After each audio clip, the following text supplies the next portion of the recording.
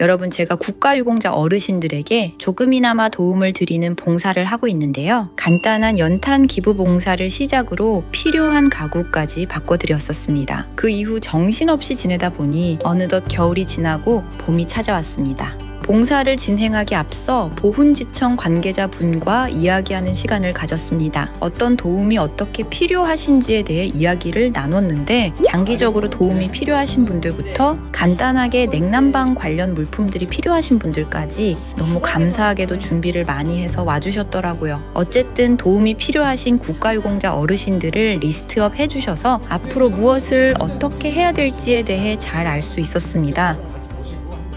이렇게 미팅이 끝난 후 바로 다음 주 드디어 국가유공자 어르신들을 다시 만나 뵐 수 있었습니다. 이번에 찾아뵌 어르신은 월남전 참전용사이시고 거동이 불편하신 데다가 매년 수해가 나는 건물에서 생활하고 계셨어요. 제가 원래 초반에 집을 지어드리고 싶다고 그렇게 하면서 시작한 거잖아요. 근데 이제 어쨌든 그 어르신의 상황이 제가 딱 도와드리고 싶은 그거와 너무나도 잘 맞는 부분이어가지고 좀 설레임 반? 얼마나 나갈까 하는 긴장 반? 얼른 어르신을 만나 뵙고 싶습니다. 그렇게 설렘 반 걱정 반으로 만나 뵙게 된 어르신. 어르신 댁에 들어서자마자 벽에 걸린 상패랑 훈장부터 눈에 확 들어왔습니다. 뭐 혼자 그냥 둥글둥글 사는 일이 아유, 핸드폰 터지는 데가 따로 있어요. 수입을 준비하는 거예요? 아유, 무슨 소리예요? 월남 참전 유보 제복이 수의시래. 수의라고? 그렇게 생각하시더라고요. 가실 때 입고 가겠다고 하시는 가실 때 입고 가신다고. 요거 원래 황무지였어요. 황무지에다가 쓰레기만 쌓여있고 네네네. 그 지역에 이제 이걸로 이제 와가지고 주인이 지금 목사님이세요. 아, 맞아요. 들었어요. 예, 대학 교수님이고 대학 교수님 그만두셨고 지금 현재 그래도 여든을 훌쩍 넘기셨는데 정정하시고 밝고 따뜻한 분이셨어요. 어르신과 이야기를 나눈 후 도움이 필요한 곳들을 살피기 시작했습니다. 아무래도 주거 용도로 세워지지는 않았다 보니까 장마철이면 빗물로 집안이 잠겨 곳곳에 그 흔적들을 볼 수 있었습니다. 거기다 산사태도 조심해야 된다고 하시더라고요. 근본적인 문제 해결을 위해 보훈지청 관계자분들과 이야기를 나누었습니다. 왔다 갔다 하실 수 있게 해놓은 건 어떤가 그 생각을 저희는 그렇게 생각했었어요. 집을 따로 놔드리기에는 좀 무리가 있어서. 맞아요. 그리고 이제 농막은 법적으로 6평만 되니까. 네, 맞아요.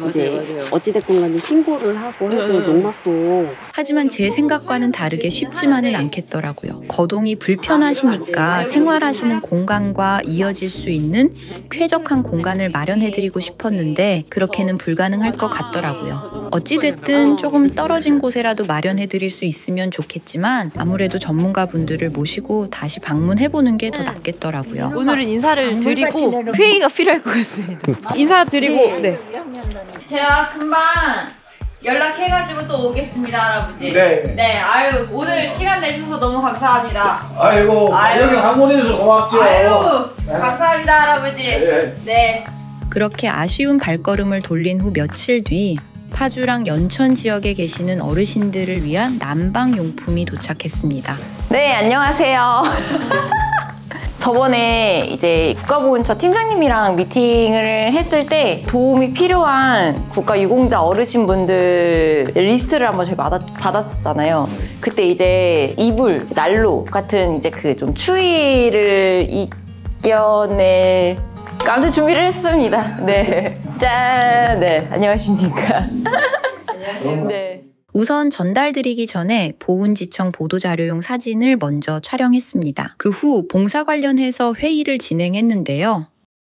다른 건 아니고 좀 진짜 현실적인 이야기를 조금 드리고 싶어서 일단은 제가 이제 국가유공자분들에게 물건이 되는 걸 수도 있고 아니면 저희가 직접 가서 어떤 말벗이 될 수도 있고 이번에 하는 나들이를 같이 가는 걸 수도 있고 다양하게 어쨌든 어르신분들을 위해서 하잖아요. 근데 이제 이번에 주신 것 중에 러브하우스 어르신분을 해드리는데 제가 찾아봤어요.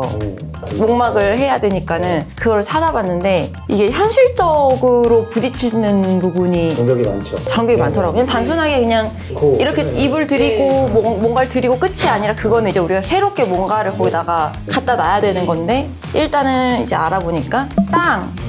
우리가 보는 눈과 이제 어쨌든 전문가분들이 보는 이 올바른 그 땅이 다르고 어쨌든 땅을 좀 고르게 다져야 되는데 다져야 되고 그 위에다가 뭘 하나 올리더라고요. 대리석 같은 거를 이제 그 위에다가 농막을 올리는데 그럼 근데 그 농막 안에 전기랑 물이 들어가야 되잖아요. 근데 이제 상하수도가 있으면 어쨌든 그것도 뭐가 됐든 연결은 해야 되는 거고 그다음에 전기 같은 경우도 끌어다가 와야 되는 거잖아요. 그러면 지금 우리가 단순하게 집을 띵 놓고 끝이 아니라 한전에서 따로 와야 되고 상하수도 전문 업체도 따로 와서 체크를 해야 되고 근데 그 체크를 하는 게 되는 지역인지 안 되는 지역인지 뭐 길이 지나가는지 뭐 여기에 뭐 전선이 끌어다올 수 없으면은 전봇대를 하나 설치를 해가지고서는 그렇게 해서 와야 된대요.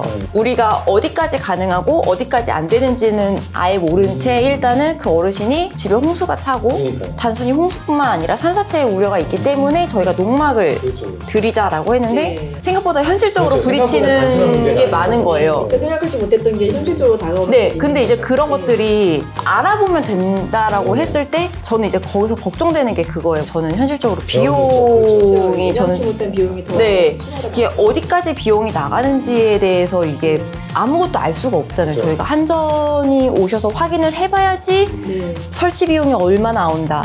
상하수도가 어떻게 될지 확인을 해봐야 비용이 나올 거고 그다음에 집안을 다시는 것도 어쨌든 농막을 해주시는 분이 와셔서 보시거나 해서 거기에 뭐 포크레인이 들어올지 뭐가 들어올지 그것도 모르고 그리고 농막도 보니까는 엄청 큰 그걸로 이렇게 해서 위에다가 이렇게 크레인으로 내리더라고요. 그럼 그 크레인 부르는 그 비용도 우리는 들어가요. 이제 단순하게 집 하나가 아니라 그 집 하나를 농막 하나를 위해서 진행하는 게 너무나도 많은데 사실 너무 하고 싶었던 봉사이기는 했지만 알아보면 알아볼수록 현실적으로 걸리는 부분들이 많더라고요. 설치를 위해 필요한 부대 비용부터 전기, 상하수도까지 고려해야 될 부분들이 진짜 너무 많더라고요. 혹시 이 영상을 보시는 분들 중에 농막 관련해서 도움을 주시거나 잘 아시는 분들이 있으시면 댓글 한 번씩만 부탁드리겠습니다. 그렇게 회의가 끝나고 어르신들을 위한 난방 용품들을 나르기 시작했습니다.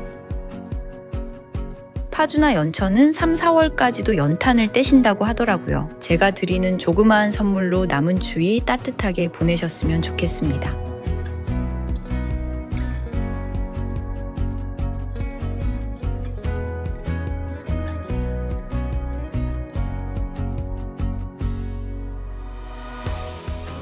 잘 전달하겠습니다. 네, 감사합니다.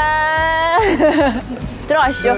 네, 감사합니다. 네, 네. 그럼 저희 약간 지금 뭔가 숙제하는 것 같지 않아요? 그리고 제가 중간중간에 그 농막 찾으면 그것도 찍어 놓을게요. 생각보다 비싸더라고요. 진짜 비싸더라고요.